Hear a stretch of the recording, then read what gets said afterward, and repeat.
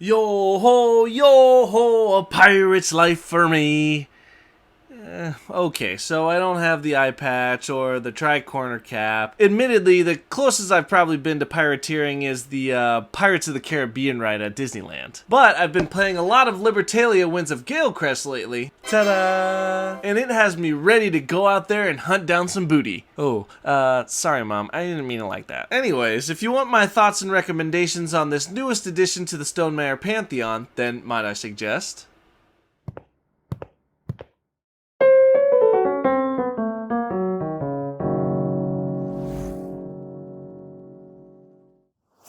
Hi, I'm Alex from Might I Suggest a Game, a channel devoted to helping you find your perfect board game. Today we're talking pirates, we're talking treasure maps, and we're talking all that booty.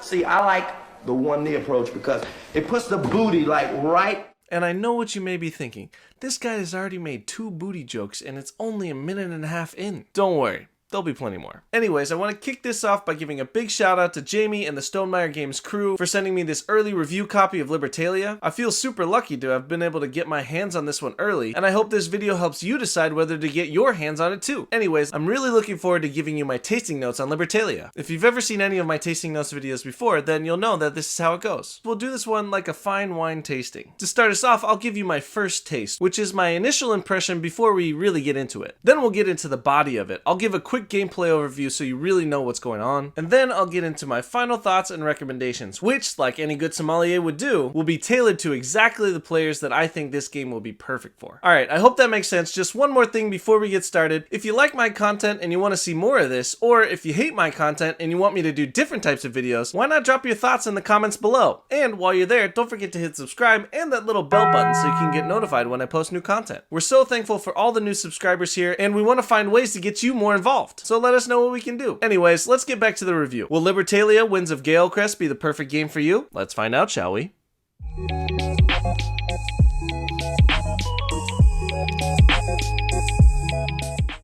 The first thing you'll notice about Libertalia is its awesome box art, which has come to be pretty much the standard for all Stonemaier games these days.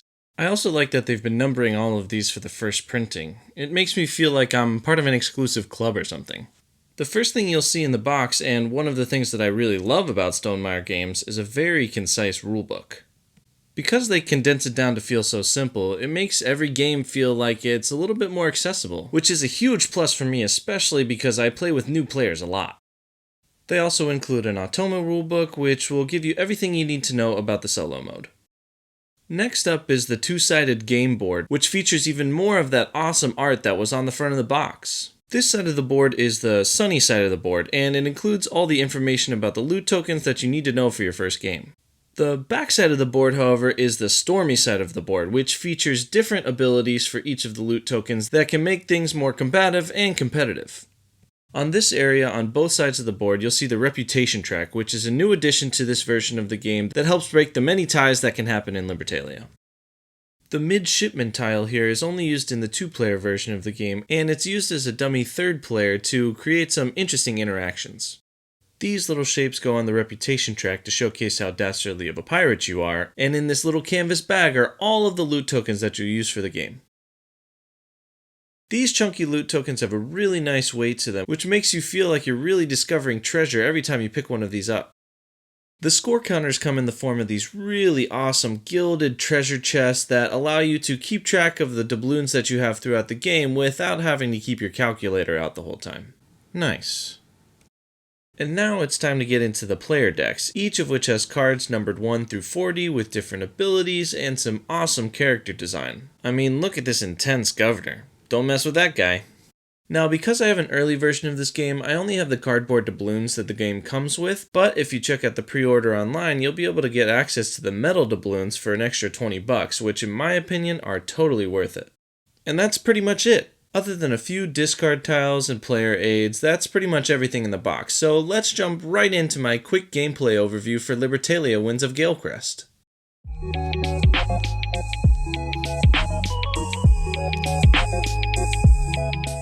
Libertalia Winds of Galecrest is a hand management game at its core, with a cool simultaneous action selection system to keep things a little spicy. That's I say meatball! In the game, your goal is to collect loot, gather doubloons, and utilize your crew to the best of their abilities in order to be crowned the richest and most renowned pirate in all of the Seven Seas. But here's the tricky part. Every player is going to be working with the same cast of characters. At the beginning of each voyage, players will take the same 6 characters into their hands, so really it's the timing of when you play them that makes the difference. More on that later. The game is played out over 3 voyages, each with an increasing amount of days. Each day, players will secretly choose a crew member from their hand and reveal them all at once to send them to the island and track down that booty. Swiggity Swooty, I'm coming for that booty. Each character has a number value on it that'll determine the order of operations on the island. Lower numbers activate their immediate powers first, but higher powers get to pick their loot first. Tiebreakers are determined by your position on the reputation track, which is a new addition to this version. Now, there are 7 different types of possible loot tokens that you can grab. Some of them have positive effects, some have negative effects, and some are halfway in between, so make sure you choose wisely. If your character survives the island, which is easier said than done, then you'll place them onto your ship where they'll remain into the end of the voyage. At the end of the voyage, aka when all days have been looted, you'll count up any gold that you gain from loot tokens and character abilities, plus the gold in your supply, and add that total into your cool pirate chest. He wants the chest. Yes, he did say something about a chest.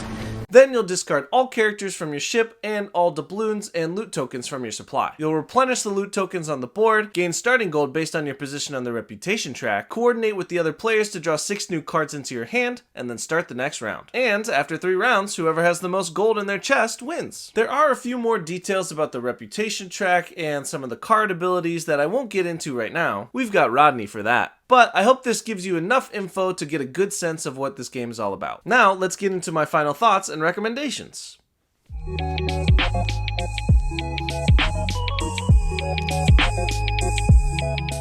For those of you that don't know, Libertalia Winds of Galecrest is a reimagining of the original Libertalia that came out in 2012. Now, I've been playing the original version on Board Game Arena lately, and I have to say, I like the adjustments that Stonemaier Games has made in order to make the game less piratey and a little bit more accessible to the average layperson. I especially think the updated tiebreaker rules really add some much needed dimension to your decisions. I like the kind of mental chicken that you have to play in order to outsmart your opponents, and even though I've gotten beat soundly almost every time that I've played this one, I still find myself coming back to this one. I also think that the solo mode presents a unique challenge and learning opportunity if you really want to work on your strategy and decision making skills. One of my favorite aspects of this game though was how easy it was to pick up. I think that's a testament to the streamlined nature of the original design, but I also think that Stonemaier Games have done a great job as usual in synthesizing the rulebook and making everything feel very thematic and very intuitive. But it's certainly not all roses with Libertalia. There were definitely some aspects that took it down a few notches for me. First, because the number of cards in your crew is super limited in each game, I mean you only use about 18 of the 40 cards in your deck every game, it feels like you end up railroading some of your choices, especially in round 1. As someone who likes a lot of options, I wish there were 1 or 2 more cards to choose from in each voyage. But I also realized how that quickly can become overwhelming for new players, so I guess there's always a trade-off. Also, for a game that you're constantly thinking strategically and trying to read your opponents, I was surprised at how much luck was actually involved. Things can easily get out of hand if you get stuck with some bad loot tokens at the beginning, or even worse, get killed before you even get to get any at all. Even just a few turns like that can really set you back and make it feel like you could never win the game no matter how hard you tried. This game doesn't feel like it has a great catch-up mechanism, so that can be really tough if someone falls behind early. All in all though, I've really enjoyed my plays of Libertalia Winds of Galecrest. It actually reminds me a lot of Red Rising, another Stonemaier title, because of its ease of gameplay, asymmetrical card abilities, and great replayability. But compared to Red Rising, this one definitely has more booty. Swiggity Swooty, I'm coming for that booty. Anyways, now that you've heard my thoughts, let's talk about the type of people that I think Libertalia Winds of Galecrest would be perfect for. First, if you remember that masterpiece of a movie Treasure Planet at all?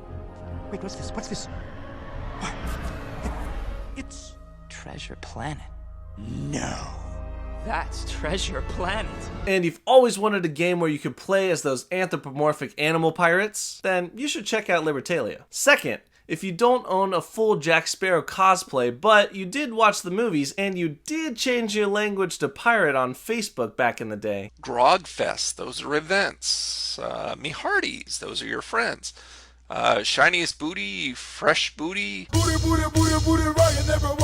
Then you should definitely check out this game. And lastly, if you're just looking for a cool gateway game that appeals to new and experienced gamers alike, that's easy to teach, easy to play, and easy on the eyes, then might I suggest Libertalia, Winds of Galecrest.